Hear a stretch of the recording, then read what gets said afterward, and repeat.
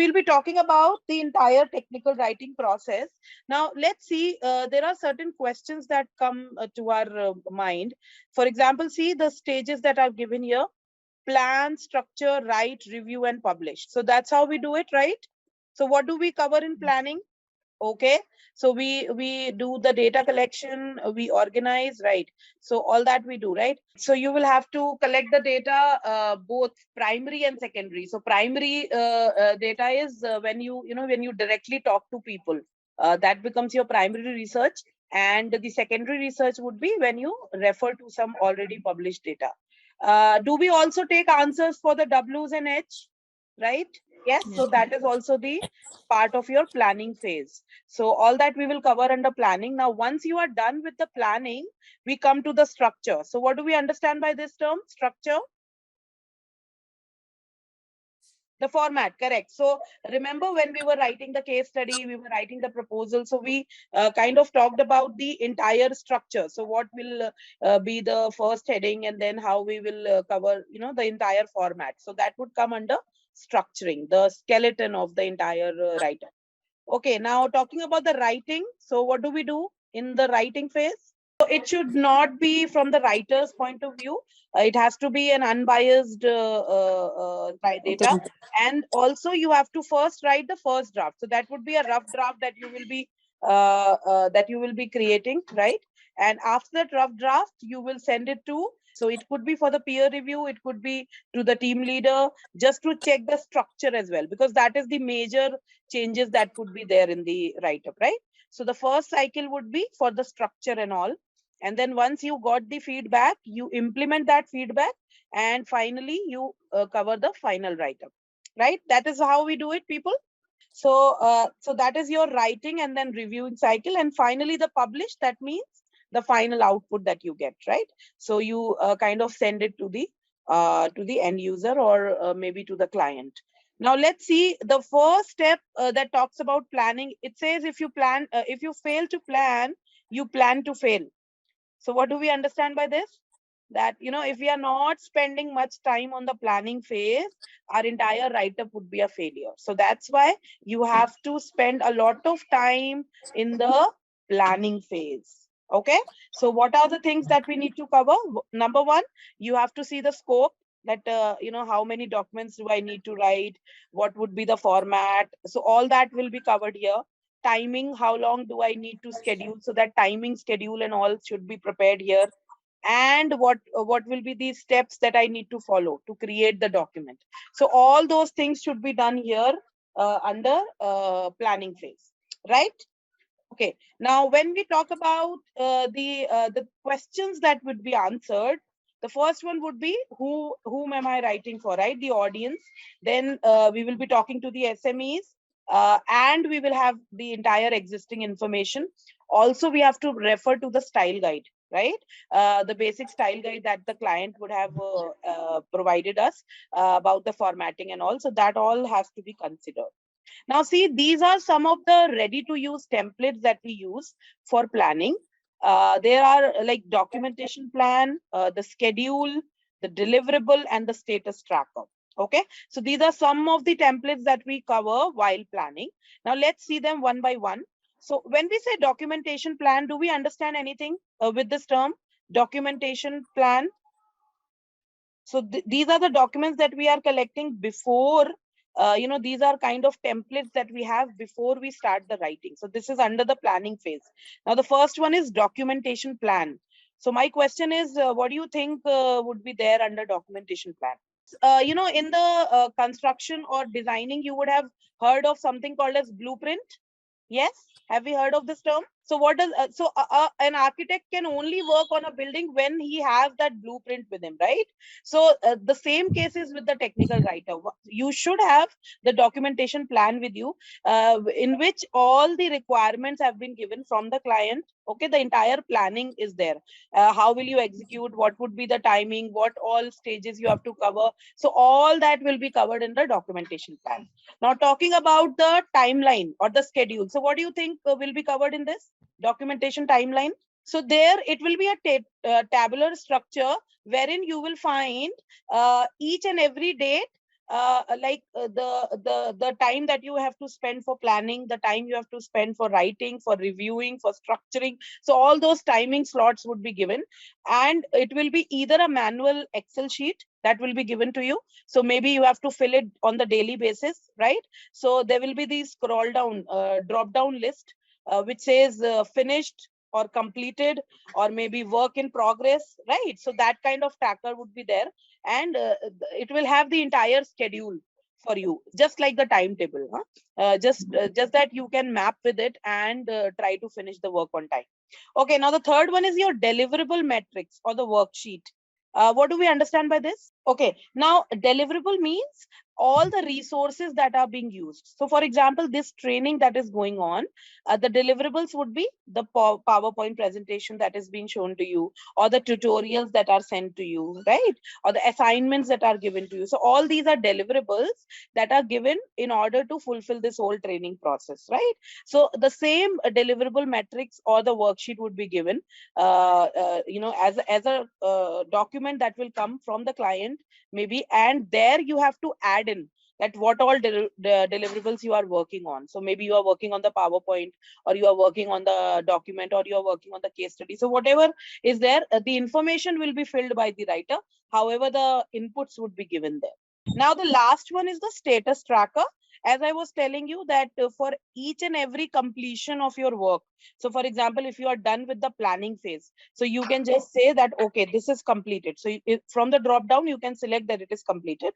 And for example, after 3 days, you have this deadline of structuring. So again, you will write completed, right? Or if it is still going on, then you can say WIP, work in progress. So that status would be manually filled by you as a writer, but the input again would be given by the client or by the person who has given you the assignment. So that is the status tracker. Now also some organizations have this as a centralized database. So maybe, when you are working, you have to just upload that document there, and everything, it will automatically start showing that it is in red, yellow, or green. So green means that it is completed, red means that it is not, yellow means that it is in work in progress, so that kind of color coding would be there, or it would be a manual Excel sheet, as I told you, wherein you can fill your details. So I hope we are clear with all these templates. All right, now let's see the second step, which talks about the structure. Now it says that the structure is the backbone of your writing, right? So whatever you are writing, or whatever document you are making, the structure is very important. So you have to give a thought that how would I structure this document beforehand. That is how you will be able to write it effectively. So imagine that if you don't know that what headings should be there, or what, so how will you write the content, right? So that's why the structure is very, very important. So whenever you are done with the research part, the second thing that you should do is structure. That means put the proper format. All right, now let's see. So these are certain kinds of structures that are available for the technical documents. Number one is the narrative structure, which could be like introduction, body, conclusion. Sometimes we write a kind of background history of the term. So there we can say that we are putting something as narrative structure. Process based would be more of a process, a step-by-step process. For example, you are writing how to instructions, right? So that all will come. Remember that example that I gave you, how to open a bank savings account. So step one, step two, step three. So those structures are called process-based structures, wherein you have a process, and based upon that process, you are making the structure. Third one could be a library structure. That means basically writing the articles, right? Wherein you refer to a lot of material already published, and then maybe you're writing a case study, or you are writing an article. So that would be library structure. And finally, the system based structure, wherein we actually, kind of product manual and all, wherein you actually explain the components. Yeah. So you explain each and every component of the system. So that is system based structure. So these are certain kinds of structures that are available for technical documents. Now coming to step 3, that is the writing part. Now it says that the more time you spend in planning, the less time you will have to spend on the writing. So that's a ratio that you have to maintain, that more than half of the time you should first invest in the planning phase. So once your planning and structuring is done, the writing becomes an easy job. Do you think that, people? Have you tried it while you were doing the assignment? If you spend more time in finding out the data, collecting the tables, the figures, what I will be putting there, so your the actual writing process would become an easy job. Right now, see, these are some of the techniques that we need to follow while writing. Number one is we normally call it as keep it simple and short. That is KISS principle. All right. Now, why do they write stupid here? Any idea? It's deliberately written here. Keep it simple and stupid. Any idea why we have written this? So sometimes you will be writing for end users who's a lay person, right? They don't know about anything. So your data or your write-up should be such that even a stupid person can understand. That's how they are trying to interpret. Okay. It has to be plain English. All the 5 W's and 1 H should be answered. Inverted pyramid, we'll be doing it a little while after this. And then verb noun structure. So all that grammatical syntaxes should be in place and active voice should be used. So these are some of the techniques that you have to remember. Now, after we go ahead for the structure and for the writing, now the next step is reviewing. So now you are reviewing it. Now, what are the things that you are doing? Review by subject matter experts. Very important. So once when you were planning, you had a word with the SMEs, right? With the actual coders. Now again, you have to go back to them once you have completed your first draft and take the review. Right. So just to ensure that whatever they told you, whatever inputs they gave, are they actually put in the document or not? Right. So that is one thing that you will be doing. Then you will also go for testing a procedure and instruction. So let's suppose that you have given an instruction for the product, right? Now you should go back with the, sit with the technicians and see the actual demo, the procedure, and check whether the steps that you have written matches with the actual execution of the entire thing. All right. So that you can make sure that everything which you have written is accurate. Okay, then peer review by a colleague. This could be one of the things that we can do in the review step. And finally, editing and proofreading. So editing and proofreading is done much after, once we are done with the final draft, then we go ahead and do the proofreading part. So what all we cover under proofreading? People, we discussed that day. The grammatical errors and the spellings, punctuation. So these are the things that you will check in the final stage. Whereas the structural review would be done after which draft? The structure related the first draft, right? Very nice. So the structure related things and the organization of the data has to be checked with the first draft.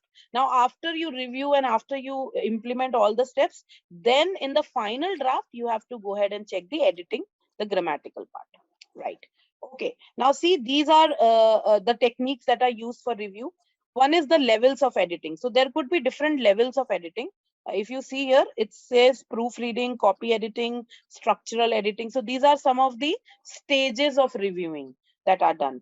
Then there is a checklist that will be provided as a technical writer to all of you, also to the quality team, right? So what you have to ensure that after you have completed your write-up, you just need to check whether you have, done all those things. So suppose there were 10 points in the checklist, you have to just check whether all the 10 things have been done. Then we have an editing sheet wherein the editors put their comments, right, with the editing things. Okay, for example, you submitted 10 documents. In document number 1 on page number 2, there was this error. So that kind of editing sheet is provided to you. And then you have to fill it. Not you, the person who is reviewing. That person would follow this. And then we have a review log wherein you put the feedback and the comments. Now, the people who are reviewing your document will put the comments here and we'll talk about the feedback. So there you can have a track of it, that who provided what feedback and whether it was accepted or rejected or whatever. So all those things will be given in the review log, and this whole thing would be given to the review team, all those things, editing, the checklist, the sheet, the review log. So then it's their job to fill in those columns. So when you are reviewing, you would be doing it, and when somebody else is doing, so the same sheet has to be filled by those people. I hope we are clear so far for the review, structure, planning, everything. Now let's see the next one. Now the next stage says that we have the publishing stage. So Next stage talks about the publishing. Let's see the task that you will be doing. Number one, you will be performing the final checks, of course. Just before you are trying to submit, you have to give one final check to the entire document. Communicating with the stakeholders, so people who are indirectly or directly involved with the document, maybe your team managers or the clients, you will be talking to them. Not you maybe, but your team leader would be talking to them, talking about the kind of changes that have been made on the costing, and everything will be discussed there. Establishing a version control system, that means if in future I want to enhance this app or I want to update this, so what I'll do, I should have that scope in my writing. So I should be putting some of those points wherein if I want to put some enhanced features, I can actually do it, right? So that is establishing a version control system. Okay, then it says print production. You have to check whether they are needing it in a print form or they want it on the cloud, on the net, right, in the soft copy. So all that has to be checked. And then finally, the translation. So there has to be a scope of translation as well. Maybe there is a need of translating the content in other languages. So that has to be also taken care of. So these are the steps or the common tasks that we will be doing under publishing. Establishing a version control system means, suppose you were working on an app or you were working on a product. Now, there has to be a scope in your document wherein we talk about the future scope of it. Right. So, for example, within 6 months or in an year or a 2 year, we want to launch a new version of it, right? So there has to be a scope that I can reuse this content. And then if after 2 years, I again want to put a product manual, so everything will remain same, right? Only some of the steps will change. So that reuse of the content should be available. There has to be a scope wherein if I want to put an enhanced version of the product, of the application, I can do that. Is that clear? So establishing also means about the cost factor. So maybe you will be talking to the client that if if in near future you would require a enhanced version write-up or something. So what would be the cost, or how would we maintain your document? So that maintenance that you will be providing, maintenance means the review. So whatever review you will be doing, based upon that, we'll make corrections. So there has to be a limit to it. We cannot just do the review for the whole life. We will give them a scope of maybe 2 or 3 cycles, wherein we can say that, okay, so for 3 times we can do your errors corrections. After third time, you will have to pay. So that kind of control system, or you can say the agreement, has to be made. I hope this is clear. All right, now let's see. This is a tabular form that they have given. Now, whenever we talk about the pictorial representation or the infographics, this is the best example that you can take. So this is the best example for an infographic. See, on the top, they have shown all the 5 stages. Then they have made some rectangular shapes wherein they are talking about the activities and the tools. So in one figure, all the things have been covered. So far, whatever we discussed, the same thing has been covered here, but in one slide, wherein you can just put it. And what do you think? This is more comprehensible, or putting it one by one, paragraph wise? Which is more appreciable or attracted to the audience?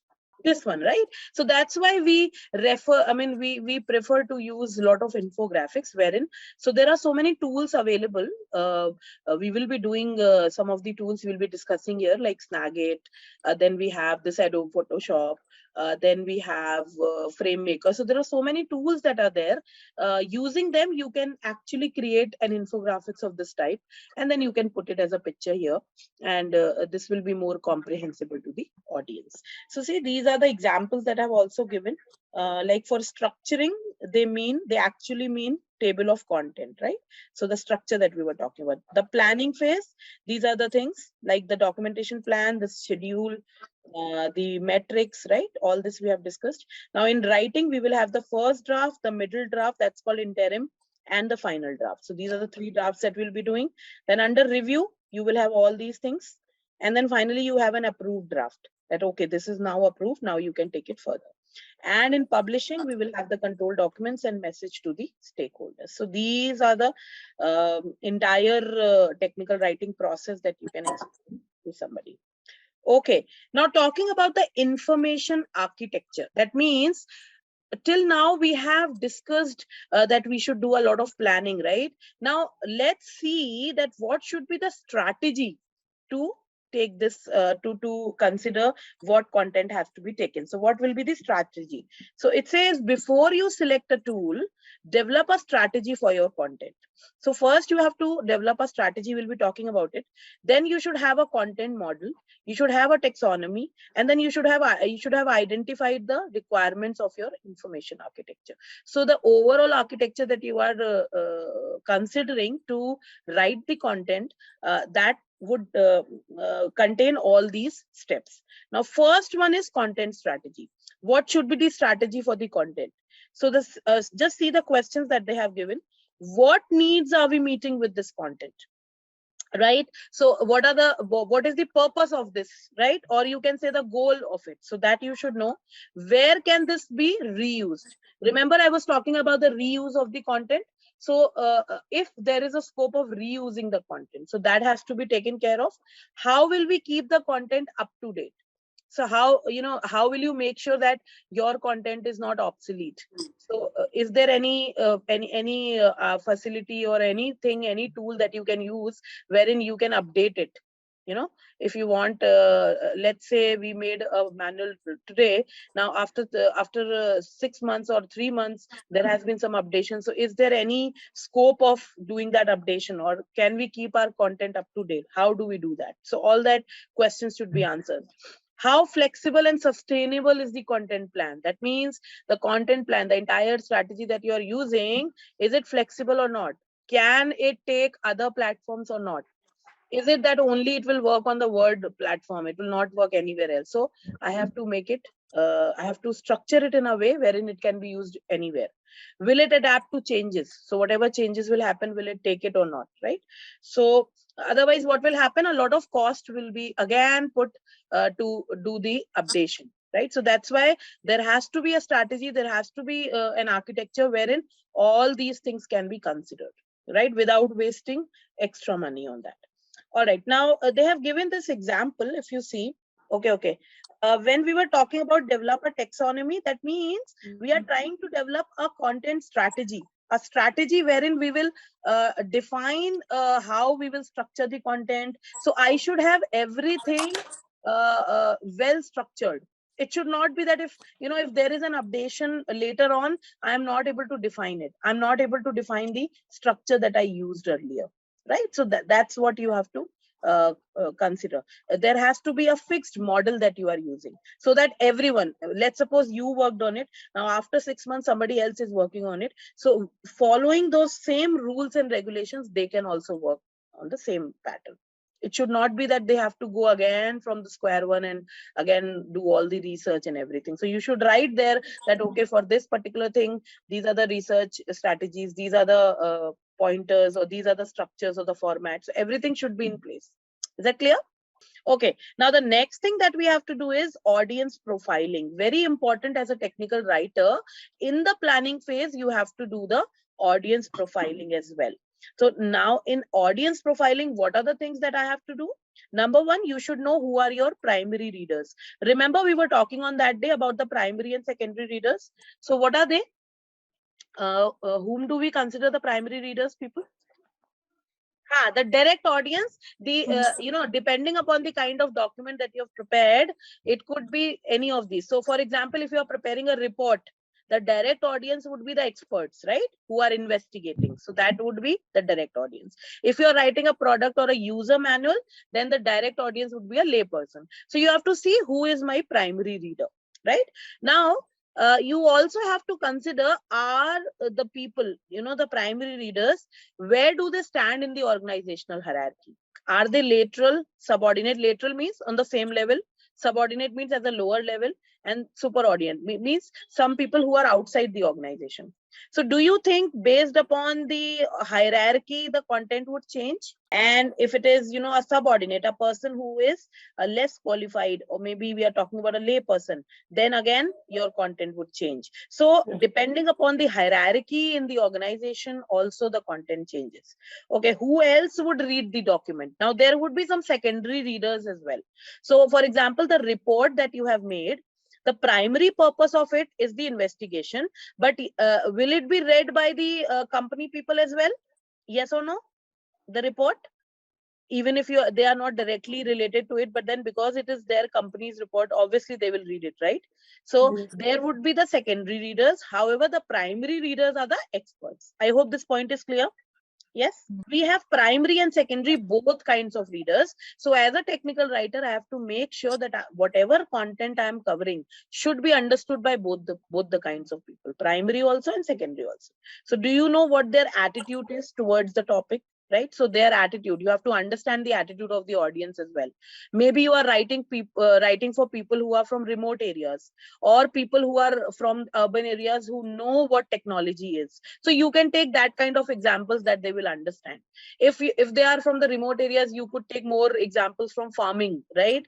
People who they can directly relate to, right? So that kind of examples would be given. Cultural differences. A very good example would be, for example, you are writing for US clients. So what kind of examples would you give?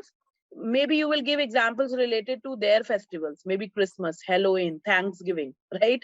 But then if you're writing for Indian client, will that work? So here you will have to use the cultural things, that the diversities that we as a country use it, right? So that is the major thing that you have to consider while you are into technical writing. So the cultural difference, the interpretation from the audience, all that has to be taken care of. How much technical background do the readers have? Again, if they are the experts or they are the lay person, accordingly I have to check. uh, if they already know about the topic. So let's suppose they already know about, so let's say we were writing this case study, right, for the pandemic, effects of pandemic. Now if you are writing it for medical clients, people from a hospital, so you're writing the article for them, do you think we need a lot of introduction? That means a lot of terms, definition and all. Will we require it?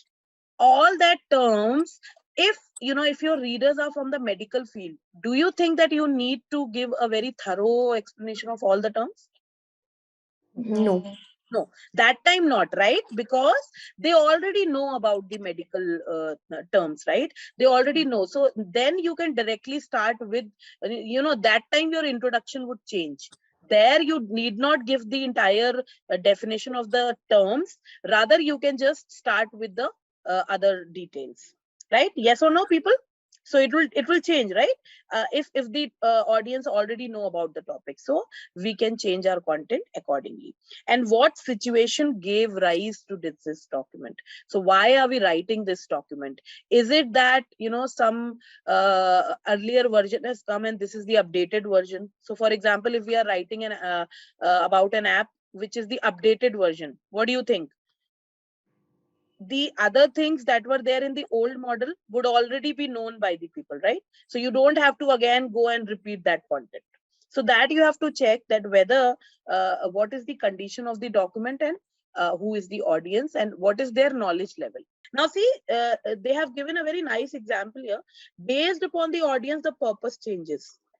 For example, if your audience are from the executives, that is from the higher white collar, the business middle management, right? So their purpose to read the document is to make the decisions. So your write-up would change. Remember, we were talking about that business proposal that we'll be sending. So we will have more of what should it contain? The business proposals. If we are writing it for executives who have to make decisions whether this business should be done or not, or whether we should raise the fund, whether we should invest or not. So what type of details do they require in your technical write-up?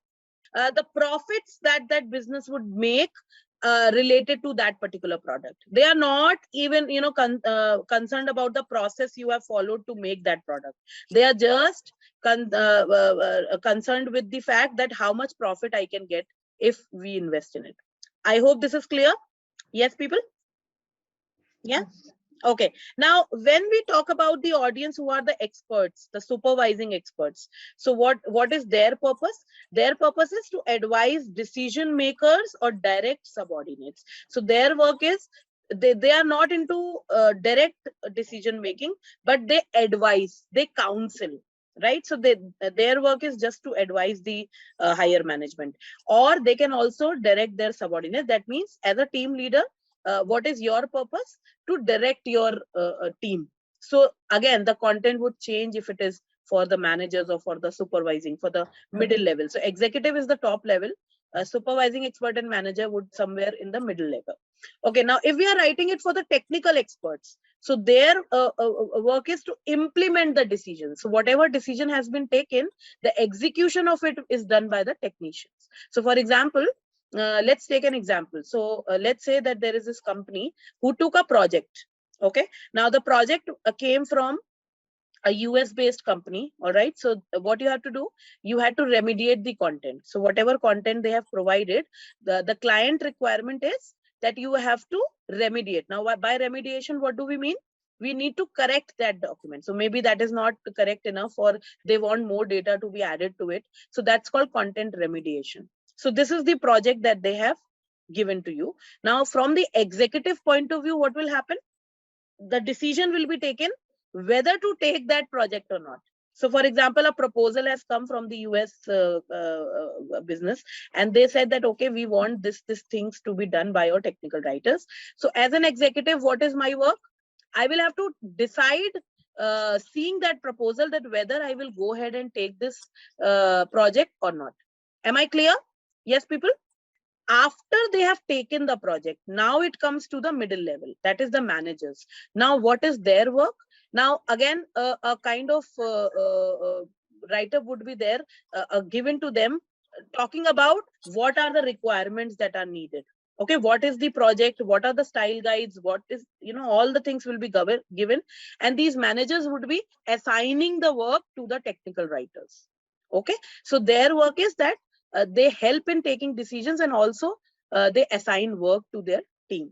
Now third level is the technical writer, the technical expert who is taking the decision. So if who is implementing the decision. So if my audience is from the technician point of view, then I have to make sure that I explain each and every process that has been followed for that particular product, because he is the technician, right? He is the real coder. So he has to be given all the details related to the process. He is not really concerned with your business, with your profit. He's only concerned with the product. So that's how the third level would go. And finally, if it is a lay person, or if it is a public or client, then again, your data has to be simple, it is to be more explanatory, and then you have to see that what is their requirement, and accordingly you will make it. I hope this entire example is clear. Yes, people? Are we clear on this? So it says some companies develop audience profiles to help guide their communications. This is a good exercise when you have something to communicate, especially if the information is complex. So that's why, if you have a very complex project, it's better to divide it into different levels. So the first level would be from the higher management, then it would be from the middle management, and then the actual technicians, and finally to the layperson. So that's how it goes. So this is analysis and profiling that you will be doing. Now let's do a small activity here. So now that we know certain kinds of technical documents, right? We have done a lot of technical documents examples that we have considered. All right. Now, so there is one more type of technical document, which says the technical reports that we write. All right. Now, do we understand what is the objective of a report? Why do we write a report, people? Any understanding to that? Why do we write a report? So we have understood what why we write the case study, right? Case study, we try to inform the clients about, inform the end user about the one particular case in that industry or whatever. So that particular case that we are trying to inform, all the information regarding to that, right? What about the report? Why are we writing a report? So, okay, now let's see. Report can be different types. Okay, number one, the purpose of the report could be to represent an idea, as you said that, for example, we have a product that is coming, new app that is coming. Now, all the information regarding that is given in that report. Okay, that could be one use. The second use of a report could be for investigation purposes, right? So we have heard it, right? When there is an inspection or investigation in an organization, we prepare a report. So, for example, we have sales report, we have financial reports, right? So there we present the data in terms of graphs and tables, right? So all those kinds of things are also under report writing. Okay. So report is something which is directly talking about the fact that has already, either it is going to happen or we have done and what were the results of it. So basically, we are trying to put the results or the efforts that were made or what all things that are being done there. So all that reporting that is done in terms of actual events is what the purpose of a report is. Okay. Now, again, the format could be different based upon the kind of report you are using, whether it's an investigation report or a report for a product or whatever. So the format would change, right? And also the length of the report would be much longer than that you consider in a case study. Why? Because here we are actually giving all the factors related to that product or maybe the investigation. So therein the report length would automatically increase. Okay. So are we clear on a basic idea what a report would be? Yes, people? Okay, now these are the steps given on the screen. How will you go ahead and start the work of writing a report? So the first step that we take, that's called step one, is the logical analysis of the subject matter. So do we have any idea what does this mean? Step one, what are we trying to do in this? Logical analysis of the subject matter. So you need to gather the information, right? So once you got the topic that on this particular topic I have to write the report, you have to gather the facts. Now, because it is a report, you will have a lot of facts that you have to collect, right? So you will have to collect the facts from the particular person who is related to it, right? If it is a financial report that you have to make, so you will have to connect with the finance people, with the sales people, with the operations.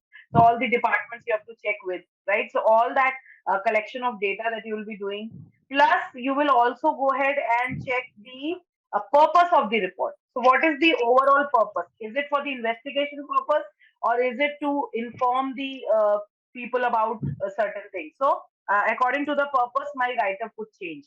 So all those things, collecting the answers for the WH and H, right? So all that will come under logical analysis.